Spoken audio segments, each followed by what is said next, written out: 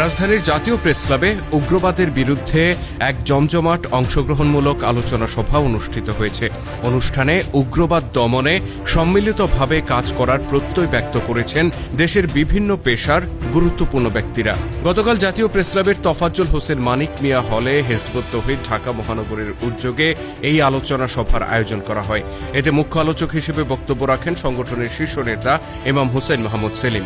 অনুষ্ঠানে আরও উপস্থিত ছিলেন সাবেক মন্ত্রী ও সংসদ সদস্য এম নাজিমুদ্দিন আল আজাদ, ব্রিগেডিয়ার জেনারেল অবসরপ্রাপ্ত হাসিনুর রহমান বীর প্রতীক, ব্রিগেডিয়ার জেনারেল অবসরপ্রাপ্ত শরীফ আজিজ, কর্নেল অবসরপ্রাপ্ত ফেরদৌস আজিজ, কর্নেল অবসরপ্রাপ্ত আলাউদ্দিন, লেফটেন্যান্ট কর্নেল অবসরপ্রাপ্ত সৈয়দ মঞ্জুরুল আলম, উইং কমান্ডার অবসরপ্রাপ্ত আমিনুল ইসলাম, মেজর অবসরপ্রাপ্ত আমিন আহমেদ আফসারি, মেজর অবসরপ্রাপ্ত মাহবুবুল আলম, মেজর অবসরপ্রাপ্ত আলমগীর, মেজর অবসরপ্রাপ্ত আব্দুল ইউসুফ, মেজর অবসরপ্রাপ্ত হারুনুর রশিদ, মেজর অবসরপ্রাপ্ত আলমগীর দেওয়ান, মেজর অবসরপ্রাপ্ত রেজাউল হান্নান, ক্যাপ্টেন অবসরপ্রাপ্ত এম এমদাদুল হক, সাবেক অ্যাটর্নি জেনারেল আলহাজ মনসুর রহমান, কুমিল্লা সাংবাদিক ফোরামের সভাপতি সাঈদ আহমেদ খান, দুর্নীতি বিরোধী জাতীয় সমন্বয় কমিটির সাধারণ সম্পাদক সারওয়ার ওয়াদুদ চৌধুরী, এবি পার্টির নারী উন্নয়ন বিষয়ক সম্পাদক ফারাহ নাজ সত্তার বন্যা, ফরমেক্স কনস্ট্রাকশনের এমডি মোহাম্মদ জাকারিয়া হোসেন,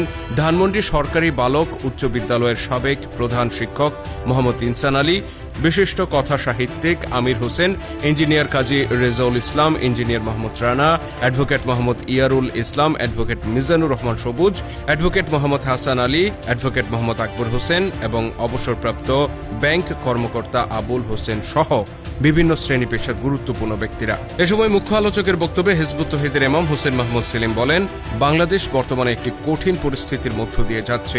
একটি উগ্রবাদী গোষ্ঠী পরিকল্পিতভাবে দেশের উন্নয়ন, অগ্রগতি ও স্থিতিশীলতা নষ্ট করার জন্য ষড়যন্ত্র করছে। এই গোষ্ঠীটি হিজবুত তৌহিদের বিরুদ্ধে প্রতিনিয়ত অপপ্রচার চালিয়ে সারা দেশে মব সৃষ্টির পায়তারা করছে। তিনি এ ব্যাপারে কার্যকরী পদক্ষেপ নিতে সরকারের প্রতি আহ্বান জানান। আমি সরকারের কাছে বিনীত অনুরোধ করব, এই উগ্রবাদী গোষ্ঠীকে এদেরকে আপনারা আইনের আওতায় আনুন এবং এদেরকে যথাযথ শাস্তির আওতায় এনে আমাদের মতো যারা শান্তিপ্রিয় জনতা তাদের নিরাপদ বসবাস করার জন্য একটা বাসস্থান, আপনারা সেটা নিরাপদ পরিবেশ তৈরি করুন। আলোচনা সভাটি ছিল অত্যন্ত প্রাণবন্ত ও অংশগ্রহণমূলক।